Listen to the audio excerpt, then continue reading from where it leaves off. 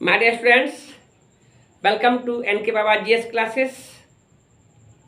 अभी जो 2 दिन पहले जो अभ्यर्थी थे जिनको शिक्षक की बहाली की जो प्रक्रियाएं थी उसमें जो बहुत बड़ा बदलाव आया है, उस बदलाव में जो नए ढंग से शिक्षकों की जो बहाली होगी उसमें राज्यकर्मी शिक्षक के रूप में उसकी दर्जा दिया जाएगा। बीपीएससी के द्वारा उसका फिर से एग्ज़ाम लिया जाएगा और उसको क्वालिफाई करके एक राज्यकर्मी शिक्षक बन सकते हैं। ये अच्छी बात है क्योंकि अभी तक जो भी नियोजन के आधार पर जो शिक्षक बने हैं उनके पूर्ण शिक्षक की प्राथमिकता नहीं दी गई थी। उनकी वेतन वगैरह में भी जो एक औपचारिकता के रूप में उनको दिया जाता था, लेकिन अब जो लाया है यह ठीक है। जो भी स्टूडेंट्स, जो भी अभ्यर्थी जो सीटेट, स्टेट और बीटेट जो निकाले हैं, क्वालिफाई किए हैं, तो यह एक एग्जामिनेशन को क्वालिफाई बीपीएससी के द्वारा जो एग्ज़ाम लिया जा रहा है इसको क्वालिफाई करने के बाद एक इसका जो कुछ भी राज्यकर्मी शिक्षक बनेंगे वह काफ़ी एक अपने आप में अहम बात है। इसके लिए तैयारी में लगने की आवश्यकता है और तैयारी के लिए अभी तक तो जो सिलेबस अभी तक जारी नहीं किया गया है, लेकिन इतना मान के चलना होगा कि जो भी जनरल स्टडी है, history, geography, civics, physics, chemistry, bio, यह सब तो कंपलसरी है और रहेगा भी।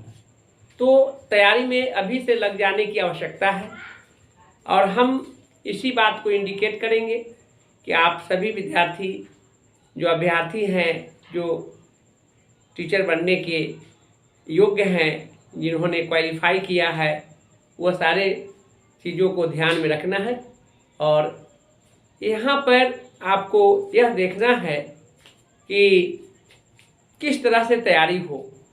समय बहुत कम है, तैयारी करने की आवश्यकता है और हम यहाँ पर आधुनिक भारत के इतिहास की बात कर रहे हैं, जहाँ से अक्सर क्वेश्चन उठाया जाता है, ज़्यादातर क्वेश्चन रहता है आधुनिक भारत, मध्यकालीन भारत और प्राचीन भारत। यह तीनों भारत में आपको यहाँ से क्वेश्चन अक्सर उठाया जाता है आधुनिक।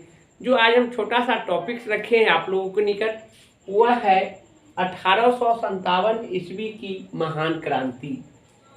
यह 1857 ईस्वी की महान क्रांति, आप जानते हैं कि 16वीं शताब्दी में ईस्ट इंडिया कंपनी की स्थापना हुई और अंग्रेज यहाँ पर व्यापार करने के लिए आया था और व्यापार करने के साथ साथ इन्होंने अपने संपूर्ण भारत पर जो अपनी प्रभुत्व को स्थापित किया और सभी संपूर्ण भारत पर उन्होंने अपना अधिकार जमा लिया और यहाँ पर एक कंपनी के द्वारा यहाँ पर काम करने, कंपनी के स्थापना किया। उस कंपनी के तहत धीरे धीरे यहाँ संपूर्ण भारत पर उन्होंने भारत को अपने अधीन करके और उस पर शासन करने लगा। तो ऐसी परिस्थिति में जो धीरे धीरे भारत पर जो आक्रमण किया अंग्रेजों ने और भारत के जो निवासी थे, जिन्होंने स्वतंत्रता सेनानियों के रूप में उनसे लड़ते रहे, लेकिन अंग्रेज एक काफ़ी जो कहिए फूट डालो और शासन करो की नीति अपना करके और उन्होंने इसी तरह क्रम में अपनी लंबे समय तक भारत पर अपना शासन चलाया। वैसे परिस्थिति में 1857 की जो महान क्रांति का दर्जा दिया गया है, वह क्रांति प्रथम स्वतंत्रता संग्राम की कम नहीं है। प्रथम स्वतंत्रता संग्राम के लिए 1857 की जो क्रांति है वहाँ से इसका बीजारोपण हुआ। इसके नायक यानी महानायक कहिए वह मंगल पांडे जी थे, जिन्होंने इसका विरोध किया और विरोध करने के दौरान उन्होंने फांसी पर लटक गए। फांसी पर उनको फांसी की सज़ा दिया गया और इसके विरोध में उन्होंने अंग्रेज़ों को हत्या भी किया। यहाँ देखेंगे नायक के रूप में कौन है? मंगल पांडे। 1857 की महान क्रांति का नायक कौन होगा? मंगल पांडे हैं। क्या कारण था? पुराने बंदूक जो था वह ब्राउन बेस था और नई राइफल उस समय लाया गया, वह एनफील्ड राइफल के नाम से जाना जाता है।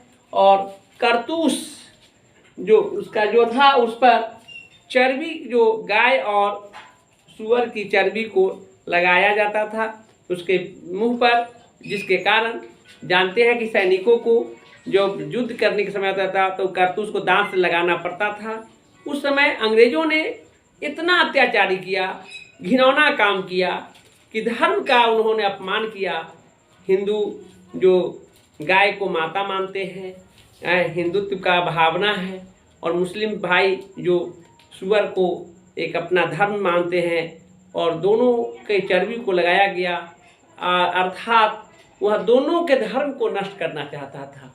इसके खिलाफ जो है आपको मंगल पांडे ने आवाज़ उठाया, और वैसे स्थिति में उस समय मंगल पांडे ने लेफ्टिनेंट बाग को हत्या कर दिया और मेजर ह्यूसन को भी हत्या किया। मेजर ह्यूसन और लेफ्टिनेंट बाग को हत्या करने वाले कौन थे?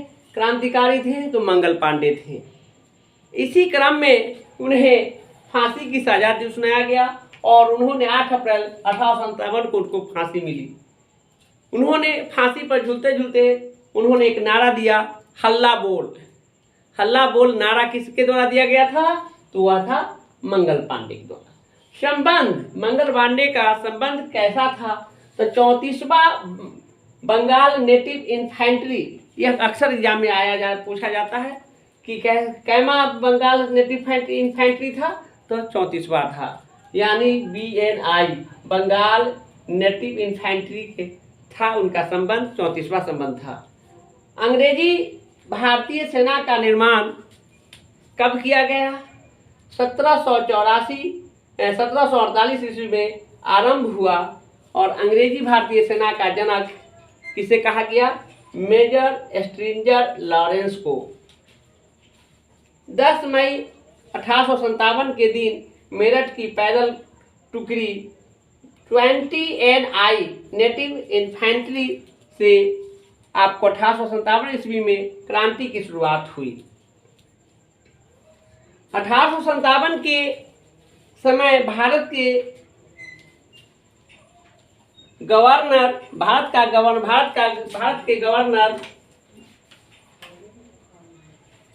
जनरल लॉर्ड कैनिंग एवं इंग्लैंड के प्रधानमंत्री पार्म स्टेन थे, जिन्हें लिबरल कहा जाता है। तो इस तरह से 1857 का जो मेन नायक थे और उस समय का जो मुद्दा था जिस पर इस पर फोकस किया गया। और एक बात जानेंगे, उस समय केंद्र और भारतीय नायक के रूप में जो उभर करके आए थे, कुछ उसका केंद्र है, और उनके भारतीय नायक जो दिल्ली इसका प्रथम केंद्र था, जिनका भारतीय नायक बहादुर शाह जफर थे। कौन थे? दिल्ली केंद्र का नायक बहादुर शाह जफर। कानपुर केंद्र का नायक नाना साहब थे। लखनऊ केंद्र का नायक बेगम हजरत महल था, और झांसी केंद्र का भारतीय नायक रानी लक्ष्मीबाई, और इलाहाबाद केंद्र का लियाकत अली, जगदीशपुर का कुंवर सिंह। यह बहुत महत्वपूर्ण है। बीपीएससी 67 में भी ये क्वेश्चन पूछा गया था कि जो है जगदीशपुर का भारतीय नायक किन्हें कहा जाता है? तो कुंवर सिंह को कहा जाता है। बरेली का खान बहादुर खां और फतेहपुर का अजीमुल्ला था। तो आप यह जानेंगे, झांसी भी इम्पोर्टेंट है, जगदीशपुर, कानपुर, यह 3 याद रखेंगे। कानपुर का भारतीय नायक नाना साहब, झांसी का भारतीय नायक रानी लक्ष्मीबाई, और जगदीशपुर का नायक भारतीय नायक किनको कहा गया था? कुंवर सिंह को कहा गया था। तो यहाँ से कुछ क्वेश्चन जो है आपको, यह बहुत इम्पोर्टेंट है। यह आपको एनफील्ड राइफल का और साथ साथ यह संबंध कैमा है, 34वां संबंध है, BNI है। अंग्रेजी भारतीय सेना का निर्माण, यह भी बहुत इम्पोर्टेंट है। अंग्रेजी भारतीय सेना का जनक किसे कहा गया है? मेजर स्ट्रिंजर लॉरेंस को कहा गया है। और 10 मई 1857 के दिन मेरठ के पैदल टुकड़ी कितना 20 NI नेटिव इन्फेंट्री हुआ। और 1857 के समय भारत के गवर्नर कौन थे? जनरल लॉर्ड कैनिंग उस समय 1857 के समय। और इंग्लैंड के उस समय के प्रधानमंत्री कौन थे? पाल्मस्टेन थे। यह काफ़ी इम्पोर्टेंट है, इसको आप लोग थोड़ा सा देखेंगे।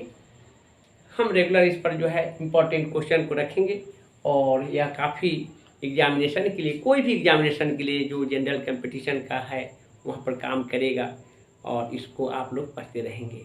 तो आप जानिए कि 1857 की जो क्रांति है एक यादगार क्रांति है, जहाँ से भारतीय स्वतंत्रता संग्राम, प्रथम भारतीय स्वतंत्रता संग्राम का शुरुआत होता है। और अंग्रेजों ने हमारे हिंदुस्तान पर लंबे समय से शासन किया और शोषण किया, बहुत अत्याचार किया है।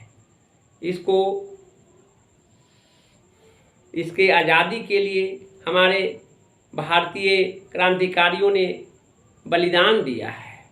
यह देश बलिदानों का देश है। यह काफ़ी संघर्ष के पश्चात अंग्रेज़ों से उसकी आज़ादी ली गई है।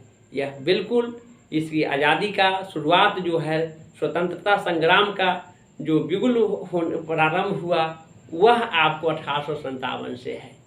इसलिए यह एक क्रांति सिपाही विद्रोह के नाम से जाना जाता है।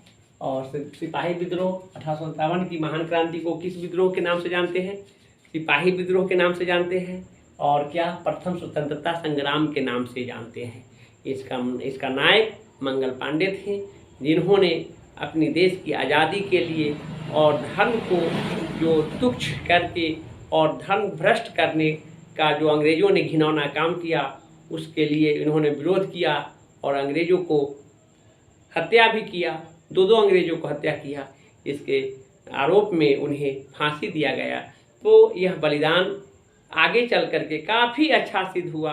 और आज हम जो स्वतंत्र भारत में, जो आज़ाद भारत में हम लोग जी रहे हैं, यह जीने का और स्वतंत्र होने का श्रेय उन क्रांतिकारी महान पुरुषों का है। उनको याद करना है और उनके आदर्श पर उनकी ईमानदारी, धैर्य और साहस जो था दिखलाएं, उनकी ख्याति और उनकी याद करने की बारी रखने की ज़रूरत है, जिन्होंने हमारे देश की रक्षा के लिए अपने प्राणों की आहुति दिए। यह कम नहीं है। हम लोगों को भी चाहिए कि अपने कर्तव्य के प्रति सशक्त रहे और अपने कर्तव्यनिष्ठ बने और अच्छा बने, एक अच्छे नागरिक बने। और एक अच्छे नागरिक बनने से ही एक देश की महानता का परिचय होता है। जो उस परिस्थितियों को देखिए जिन्होंने देश की गुलामी से आज़ादी की ओर लाया। कितनी विकट और संकट की परिस्थिति थी, किन किन कठिनाइयों को उन्होंने सामना किया। आज तो आज़ाद देश, आज़ाद मुल्क के हम लोग नागरिक हैं और उनका तो गुणगान और ऐसे मार्ग को प्रशस्त करने की आवश्यकता है। और आज़ादी के बाद देश की ऊंचाई को आगे ले जाने के लिए हम लोगों की जिम्मेदारी होता है और आप लोग जैसे युवाओं को तो विशेष रूप में है। इसलिए देश के एक नागरिक के साथ साथ एक कर्तव्यनिष्ठ नागरिक बनिए और देश को आगे बढ़ाइए। फिर हम आपको नेक्स्ट क्लास में फिर अच्छे टॉपिक्स के साथ आएंगे और आगे बतलाएंगे। आज के लिए हम इतना ही रखते हैं। जय हिंद, जय भारत।